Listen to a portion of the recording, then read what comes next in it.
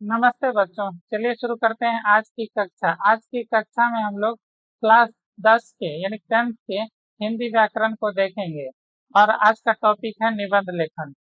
और निबंध लेखन का जो विषय है तो आज हम लोग बसंत ऋतु पर निबंध देखेंगे। तो चलिए शुरू करते हैं निबंध। इस निबंध को आपको अपनी हिंदी फेयर कॉपी में लिखनी है और इसे याद करनी है। तो सबसे पहले प्रस्तावना।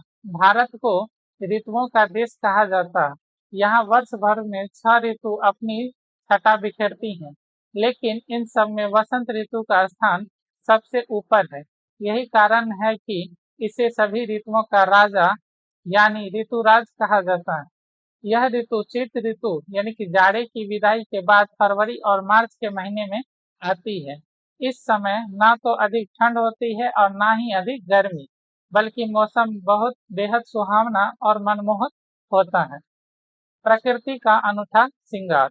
वसंत ऋतु के आगमन के साथ ही पूरी प्रकृति का कायाकल्प हो जाता है।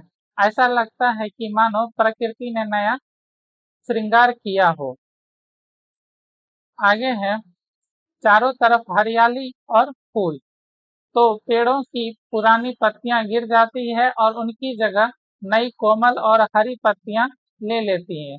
बाग बगीचे रंग बिरंगे फूल से महक उठते हैं। विशेषकर सरसों के खेत में खिले पीले फूल धरती पर सोने की चादर जैसे प्रतीत होते हैं। पक्षियों की चहचहाट। इस सुहावने मौसम में पशु पक्षी भी उल्लास से भर जाते हैं और आम के पेड़ों पर बौर आने लगते हैं और उन पर बैठी कोयल की मधुर कूक पूरे वातावरण में मिठास घोल देती है। तितलियां और भंवरे फूलों पर मंडराने लगते हैं। सांस्कृतिक और सामाजिक महत्व। वसंत ऋतु केवल प्रकृति के सौंदर्य का ही नहीं बल्कि उमंग और त्योहार का भी मौसम है। इसी ऋतु में वसंत पंचमी का त्योहार मनाया जाता है, जिसमें ज्ञान की देवी माँ सरस्वती की पूजा की जाती है। इसके कुछ समय बाद रंगों का महत्वपूर्ण महापर्व रंगों का महापर्व होली आता है, जो लोगों के जीवन को आपसी प्रेम भाईचारे और आनंद के रंगों से भर देता है। किसान भी अपनी नई फसल देखकर खुशी से झूम उठते हैं। निष्कर्ष या उपसंहार।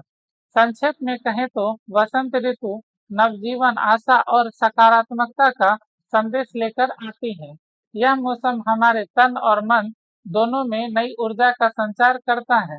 चारों ओर फैली प्राकृतिक सुंदरता, सुगंधित हवा और खुशनुमा माहौल के कारण ही बसंत ऋतु को प्रकृति का सबसे सुंदर और अनमोल उपहार माना जाता है।